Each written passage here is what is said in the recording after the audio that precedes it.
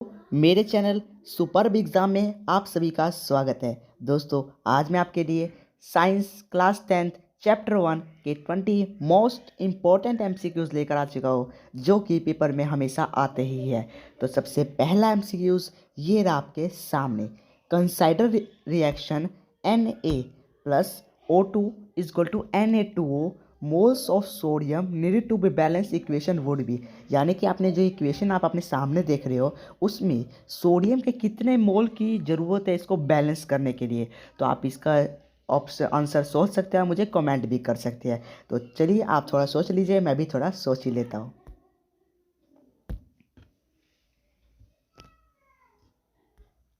तो चलिए दोस्तों, अब मैं इसका उत्तर बता देता हूँ। इसका उत्तर है ऑप्शन डी। जी हाँ दोस्तों, 4 इलेक्ट्रॉन चाहिए दोस्तों हमें इसको बैलेंस करने के लिए। ठीक है, अगला क्वेश्चन है दोस्तों, consider reaction S plus O2 is equal to SO2। State of SO2 in this reaction is. यानी कि sodium plus oxygen is equal to sodium oxide होता है। तो उसमें सोडियम ऑक्साइड की कौन सी स्टेट है, यानी कि वो लिक्विड है, सॉलिड है या गैसियस है, तो या ऑल द अबव है। आप जल्दी से इसका मुझे आंसर कमेंट कीजिए। तो चलिए मैं इसका उत्तर बता देता हूँ। इसका उत्तर है दोस्तों ऑप्शन ए, जो कि है लिक्विड। जी हाँ दोस्तों, सोडियम ऑक्साइड होता है लिक्विड। अगला क्वेश्चन चलिए देखते हैं। अगला क्वेश्चन है दोस्तों, consider equation P plus O2 is equal to P4O की 10 moles of O2 needed to balance equation will be. यानी कि हमें बताना है कि O2 के कितने मोल्स इसको बैलेंस करने के लिए ज़रूरी होंगे। तो चलिए इसका आप थोड़े सोच लीजिए, क्योंकि थोड़ा बड़ा क्वेश्चन है, मोस्ट इंपॉर्टेंट क्वेश्चन है दोस्तों, इसलिए इस तरह के क्वेश्चन हमेशा एग्जाम में आते ही है। तो इसके बारे में थोड़ा सोच लीजिए दोस्तों, मैं भी थोड़ा सोच ही लेता हूँ।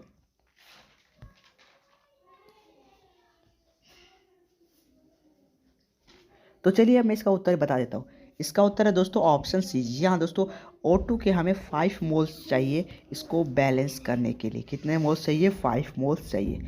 चलिए अगला क्वेश्चन देखते हैं। अगला क्वेश्चन है, consider equation sodium plus oxygen is equal to sodium oxide moles of oxygen needed to be balance equation है। यानी कि यहाँ पे हमें सोडियम प्लस ऑक्सीजन इसको सोडियम ऑक्साइड आ चुका है, हमें ऑक्सीजन के कितने मोल्स इसको बैलेंस करने के लिए चाहिए।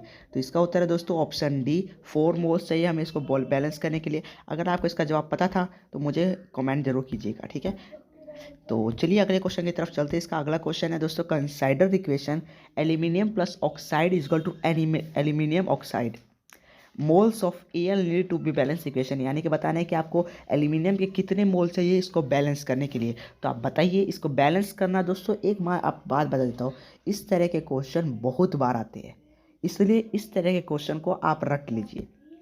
तो इसका उत्तर मुझे आप कमेंट कर सकते हैं। आप भी सोचिए, मैं भी इसके बारे में थोड़ा सोच लेता हूँ। तो दोस्तों इसका उत्तर है 4 इलेक्ट्रॉन। जी हाँ दोस्तों, हमें एल्यूमिनियम के 4 इलेक्ट्रॉन चाहिए इसको बैलेंस करने के लिए। कितने चाहिए दोस्तों? 4 इलेक्ट्रॉन चाहिए, सिर्फ 4 इलेक्ट्रॉन, इससे ये बैलेंस हो जाएगा। तो चलिए अगले क्वेश्चन की तरफ चलते हैं। अगला क्वेश्चन है, which one of the given process involve chemical reaction. यानी कि नीचे के जो 4 ऑप्शन है इनमें से आपको बताने कि कौन सा केमिकल रिएक्शन है।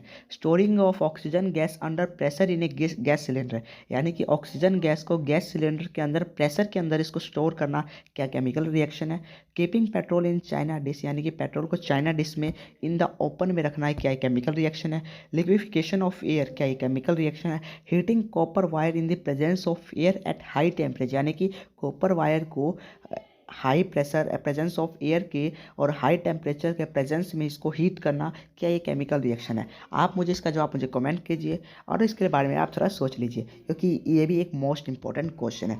चलिए मैं इसका उत्तर बता देता हूँ। इसका उत्तर है दोस्तों ऑप्शन डी। जी हाँ दोस्तों, heating copper wire in the presence of air at high temperature. इसके बारे में क्या आपको पता था, मुझे कमेंट करके जरूर बताना। धन्यवाद। चलिए अगले चलते हैं। अगला क्वेश्चन है दोस्तों, in which of the given chemical equation the abbreviation represent the correct state of the reactants and products involved at reaction temperature। यानी कि आपको बताना है कि नीचे का जो रिएक्शन आपको दिख रहा है इनमें से कौन सा करेक्ट है।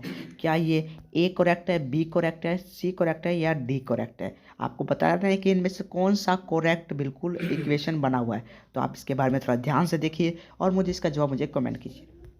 तो आपके पास समय थोड़ा सा है, जल्दी से देख लीजिए इसको। तो चलिए अब मैं इसका उत्तर बता देता हूँ। इसका उत्तर है दोस्तों सी। जी हाँ दोस्तों, H2 plus O2 is equal to H2O is equal to, ये है बिल्कुल रियल इक्वेशन है, क्योंकि ये H2O कभी गैस नहीं होती, इसमें भी गैस नहीं होती और इसमें भी गैस नहीं होती। H2O हमेशा यानी कि पानी हमेशा लिक्विड फॉर्म में होता है, ठीक है। तो अगला क्वेश्चन है दोस्तों, the reaction in which two compound exchange their ions to form two new compounds इसको, यानी कि जब ऐसा रिएक्शन जिसके अंदर आयंस कंपाउंड्स अपने आयन को चेंज करे तो और दो नए कंपाउंड बनाने के लिए, तो उस रिएक्शन को क्या कहते हैं? उस रिएक्शन को कहते हैं दोस्तों डबल डिस्प्लेसमेंट रिएक्शन, ठीक है। अगला क्वेश्चन देखते हैं दोस्तों। अगला क्वेश्चन है, on immersing an iron nail in copper sulphate solution for a few minute you will observe, यानी कि कॉपर सल्फेट सोल्यूशन को जब हम आयरन में डालते हैं तो उसमें क्या होता है, यानी कि आयरन को जब कॉपर सल्फेट सोल्यूशन में डालते हैं तो क्या होता है? तो इसमें क्या होता है दोस्तों, the colour of solution change, यानी कि जो सोल्यूशन का कलर होता है वो ग्रीन में बदल जाता है। जी हाँ दोस्तों, ग्रीन हो जाता है वो। अगला क्वेश्चन है दोस्तों, विच of the given statement is not a physical change, यानी कि इनमें से कौन सा फिजिकल चेंज नहीं है? जी हाँ दोस्तों, boiling of water to give water vapour, melting of ice to give water, dissolution of salt in water, combustion of liquefied petroleum gas. इसका जवाब मुझे कमेंट कीजिए। अगर आपको इसका जवाब आता है तो मुझे पक्का कमेंट कीजिएगा, मैं आपका नाम अपनी अगली वीडियो में लूँगा जो most 5 super faster finger first के नाम से। तो इसका उत्तर है दोस्तों D, option D, combustion of liquefied petroleum gas, यानी कि एलपीजी का कंब्यूशन एक फिजिकल चेंज नहीं है। अगला क्वेश्चन है दोस्तों, an element X on exposure to moist air turns reddish brown and a new compound Y is form the substance X and Y, यानी कि कोई एक एलिमेंट एक्स है जिसको अगर हम नमी वाले एयर में छोड़ेंगे तो उसका जो कलर रेडिश ब्राउन हो जाता है और एक नया वो कंपाउंड फॉर्म करता है जिसका नाम है वाई। तो बताना है कि एक्स कौन सा कंपाउंड है, वाई कौन सा कंपाउंड है। आपके पास यहाँ पे 4 ऑप्शन दे रखे हैं, आप इनमें से मुझे इसका आंसर कमेंट कीजिए। तो जल्दी से इसका मुझे आंसर कमेंट कीजिए। तो चलिए मैं दोस्तों इसका उत्तर बता देता हूँ। इसका उत्तर है दोस्तों ऑप्शन ए। जी हाँ दोस्तों, क्योंकि जब भी हम आयरन को मॉइस्ट एयर में छोड़ते हैं तो वो थोड़ा रेडिश ब्राउन कलर का हो जाता है और वो फॉर्म करता है Fe2O3, यानी कि फेरिक ऑक्साइड, इसको हम जंक भी बोलते हैं। अगला क्वेश्चन है दोस्तों, the reaction of H2 gas with oxygen to form water is an example of, यानी कि H2 हाइड्रोजन और ऑक्सीजन का रिएक्शन पानी बनाने के लिए उसको क्या, कौन सा रिएक्शन है? कम्बिनेशन रिएक्शन है, रिडॉक्स रिएक्शन है, एक्सोथर्मिक रिएक्शन है, या सभी रिएक्शन है? तो इसका जवाब मुझे आप कमेंट कर सकते हैं, आपके पास सोचने का थोड़ा समय है। तो इसका उत्तर है दोस्तों कम्बिनेशन रिएक्शन। जी हाँ दोस्तों, क्योंकि जब H2 plus O2 equal to H2O होता है दोस्तों, यानी कि जब ये प्लस होके करा इसलिए कम्बिनेशन रिएक्शन है। अगला क्वेश्चन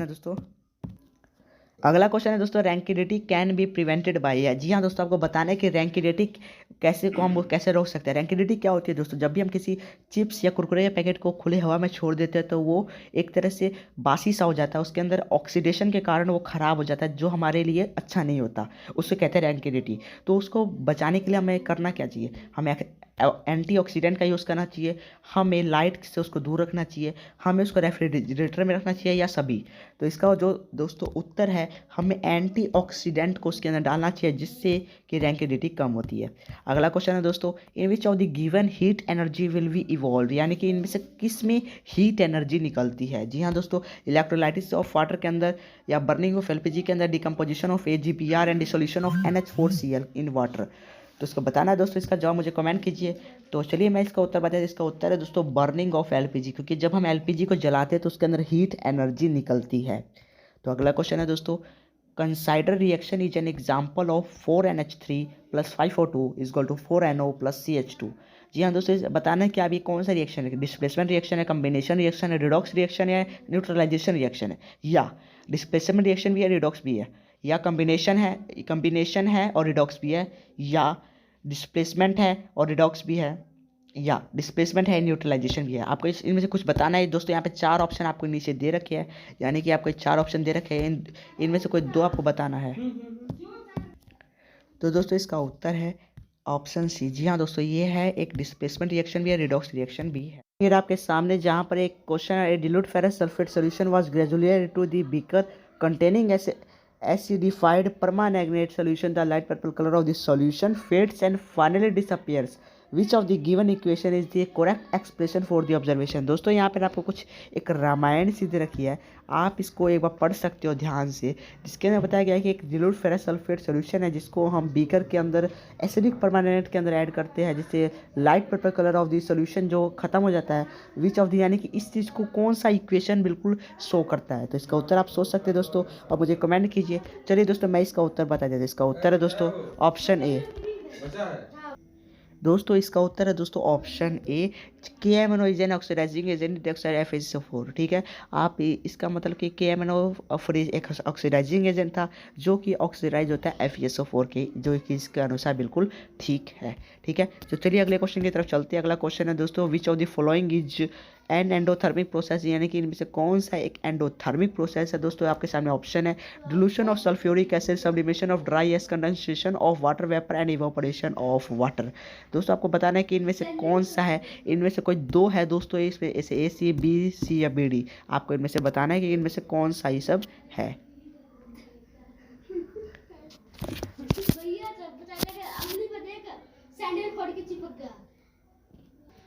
तो अगला क्वेश्चन है यार आपके सामने, जिसके अंदर बताया कि which of the following is an endothermic process, इनमें से कौन सा एक एंडोथर्मिक प्रोसेस है। Dilution of sulphuric acid, sublimation of dry ice, condensation of water vapour and evaporation of water. इनमें से कोई कौन सा आपके सामने ऑप्शन है AC BC या BD।